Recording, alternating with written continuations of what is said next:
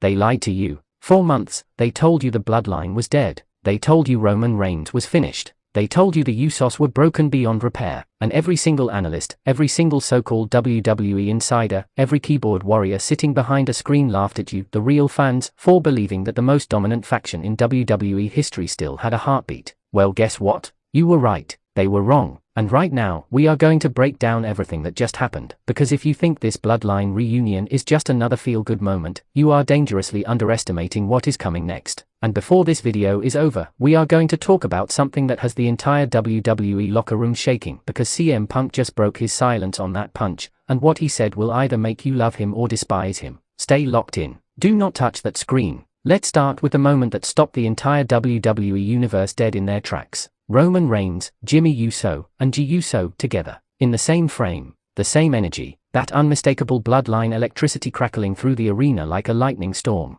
You felt it, I felt it, everybody felt it, and the people who said it could never happen again, they owe every single one of us an apology they will never give. But here's what nobody is talking about, and this is the part that should have you absolutely furious, because WWE almost didn't let this happen. There were internal conversations, reports suggest, about keeping Roman on a limited schedule, keeping him in a solo direction, rebranding him entirely away from the bloodline identity. Can you imagine that? Taking the most important character in WWE's last decade and stripping away the very foundation that made him a gene-rational villain and then a gene-rational antihero? The fact that this reunion happened means someone in that creative room finally had enough sense to listen, but it came dangerously close to not happening at all. And that should terrify you, because WWE has a track record of destroying momentum right when it matters most. Now let's talk about what this reunion actually means, because there are layers here that the casual fan is going to miss entirely. Roman Reigns coming back was never just about nostalgia. This man was gone long enough for WWE to try and fill the void with Solo Siko's version of the bloodline, a faction that, let's be honest, had moments of brilliance but could never fully replace the original. Solo played his role. Jacob Thatcher brought terrifying intensity. Tamar Tonga added island credibility. But without Roman, without the tribal chief energy, without Jimmy's raw emotional volatility and Jey's explosive crowd connection, it was a house built without a foundation.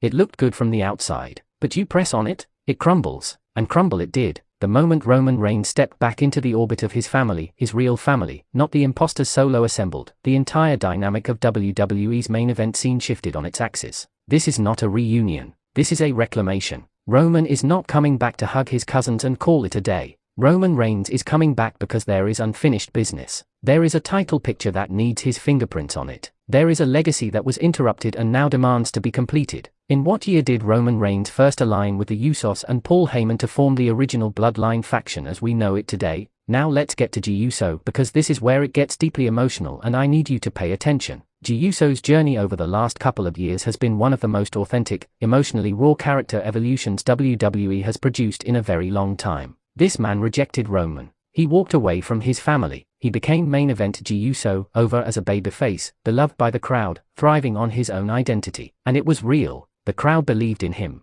We all believed in him. His matches with Cody Rhodes, his beef with Sami Zayn, his run on Raw, all of it built Jey Uso into a legitimate top-tier superstar who no longer needed the shadow of the bloodline to over. So when Jey steps back into this reunion picture, this is not a regression. This is a man who proved himself outside the family and is now choosing to return on his own terms. That's the most powerful kind of return. That's not weakness. That's dominance. Jey Uso doesn't need Roman Reigns. And that's exactly why Roman Reigns needs Jey Uso. The dynamic has completely flipped, and if WWE Creative is smart enough to lean into that, which is a massive if, let's be real, we are looking at a Bloodline 2.0 that could be even more compelling than the original. Jimmy Uso, meanwhile, has been simmering in the background with an intensity that deserves far more credit than it receives. Jimmy's emotional breakdown during the original fracture of the Bloodline was some of the most underrated character work we've seen in years. Jimmy was the one who loved Roman the most. Jimmy was the one who couldn't choose between his twin brother and his tribal chief. The torture of that position broke him, and now, standing in reunion with both Roman and Jey, Jimmy Uso represents the full-circle completion of one of wrestling's most emotionally complex family storylines. This moment belongs to Jimmy just as much as anyone else.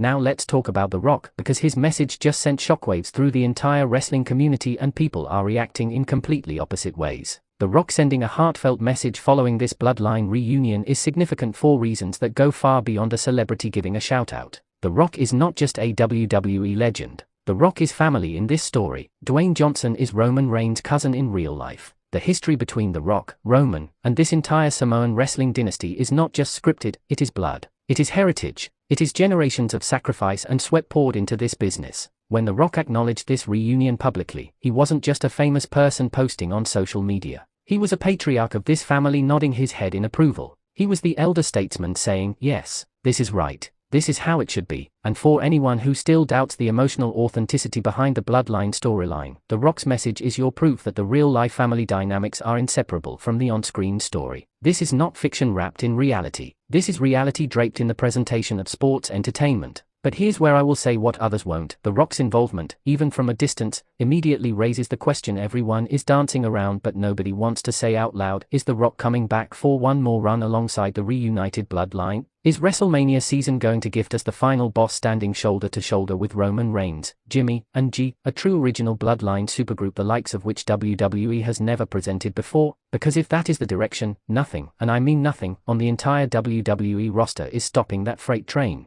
Not Cody Rhodes, not Seth Rollins, not anybody. What was the name of The Rock's original wrestling faction that he led in the Attitude Era, the one that predates the bloodline but shares that same island warrior spirit? Now, CM Punk. Let's talk about it. Because while the world was celebrating the bloodline reunion, CM Punk decided this was the moment to break his silence on the punch, and the wrestling world exploded. For anyone who needs a refresher on what we're talking about, there was a real heat situation involving CM Punk and a physical altercation that became the talk of wrestling social media faster than anything in recent memory. Details were murky, reports were conflicting, and Punk himself went quiet, which is unusual for a man who has built his entire persona around saying exactly what everyone else is afraid to say. So when Punk finally spoke, it mattered. It mattered because CM Punk's words always carry weight. Even when people hate him, they listen to him. That is a gift very few performers in any entertainment medium possess. Punk can say something that makes half the audience want to throw their remote at the screen and the other half stand up and applaud, and both reactions are completely valid because the truth is usually somewhere in the ugly middle. What Punk said about the punch was characteristically unapologetic.